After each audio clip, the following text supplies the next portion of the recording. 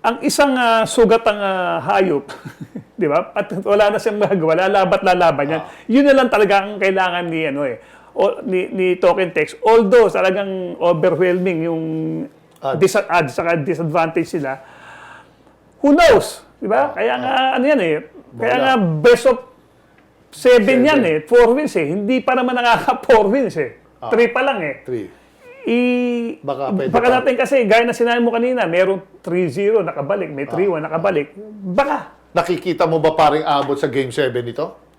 Ako, to be true, hindi aabot Pero tignan natin kung ano yung gagawin. Kung bukas masasalba nila, tignan natin. Kasi that's a game of adjustments Ngayon, kasi yung mga yung pinagkukuhanan ng yung pinagkukuhanan ng puntos ang medyo kulang ngayon sa token text. Yeah. Di ba? Yun ang mahirap. Yun ang mahirap Kahit paano nakakatulong si Poy, nandiyan si Nambatak. Ngayon dati they will just crowd si Optana dahil yun ang tas di ba? Parang ganoon. Tapos si Heading San Miguel power powerhouse, tsaka veterano, may championship experience.